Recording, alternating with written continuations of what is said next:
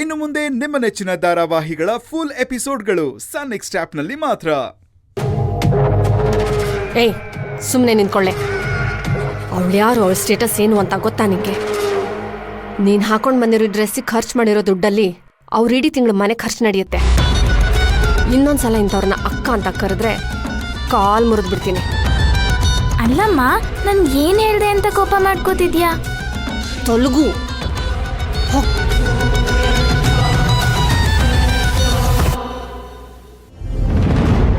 ಹೇ, ಏನೋ ಮಾಡ್ತಿದ್ಯಾ ಶ್ರವಣ? ಇಲ್ಲಿಯ ಕೂರ್ಸಿದ್ಯಾ? ಮಲಗಿಸ್ಬೇಕು ತಾನೆ?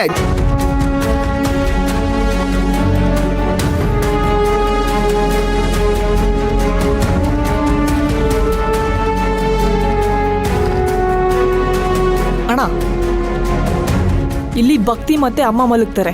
ಬೇರೆ ಎಲ್ಲಾದ್ರೂ ಮಲಗಿಸಿದ್ರೆ ಏನಾಗ್ತಿತ್ತು? ನಾವು ಮಲ್ಕೊಳ್ಳೋ ಜಾಗನೇ ಬೇಕಾ? ಏನ್ ಅರಮನೆ? ಚಿನ್ನದ ಹಾಸಿಗೆ ನೋಡು. ಜ್ಞಾನ ಬರೋ ತನಕ ಮಲಗಿರ್ಲಿ, ಸುಮ್ನಿರು. ಹೌದು, ಇವ್ರೆಲ್ಲಿ ಸಿಕ್ಕಿದ್ರು ನಿನಗೆ? ನೀನೇ ಕಾರಲ್ಲಿ ಗುದ್ದಿ ಆಕ್ಸಿಡೆಂಟ್ ಮಾಡಿದ್ಯಾ? ಬನಶಂಕರಮ್ಮ ಬುದ್ಧಿ ಕೊಟ್ಟಿದ್ದಾಳ್ ತಾನೆ, ಅದನ್ನ ಸರಿಯಾಗಿ ಉಪಯೋಗಿಸು. ಯಾವಾಗ್ಲೂ ಇಂಥ ಯೋಚನೆ ಬರುತ್ತೆ ನಿನ್ ತಲೆಗೆ. ದಾರಿಲಿ ಯಾರೋ ಇವನ್ ಮೇಲೆ ಅಟ್ಯಾಕ್ ಮಾಡ್ತಾ ಇದ್ರು. ಅದನ್ನ ನೋಡಿ ಬಿಡಿಸಿ ಇವನ ಗಾಡಿಲಿ ಕರ್ಕೊಂಡ್ಬರ್ಬೇಕಾದ್ರೆ ಹಾಸ್ಪಿಟಲ್ಗೆ ಹೋಗೋಣ ಅಂತ ಕೇಳ್ದೆ. ಬೇಡ ಅಂದ. ಹೆಸರೇನು ಅಂತ ಕೇಳೋ ಅಷ್ಟರಲ್ಲಿ ಪ್ರಜ್ಞೆ ತಪ್ಪಿಟ್ಟು.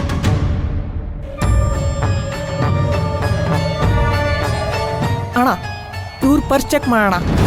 ಆಧಾರ್ ಕಾರ್ಡು, ಡ್ರೈವಿಂಗ್ ಲೈಸೆನ್ಸ್ ಸಿಕ್ಕಿದ್ರೆ ಇವ್ರು ಯಾರು ಅಂತ ತಿಳ್ಕೊಬೋದು. ತಲೆ ಓಡಿಸಿದ್ಯಾ ನೋಡು.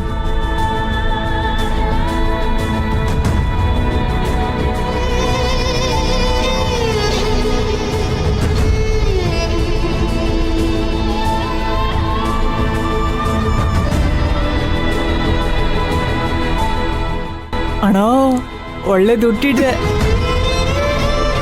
ಶ್ರವಣ, ಹೋಗು.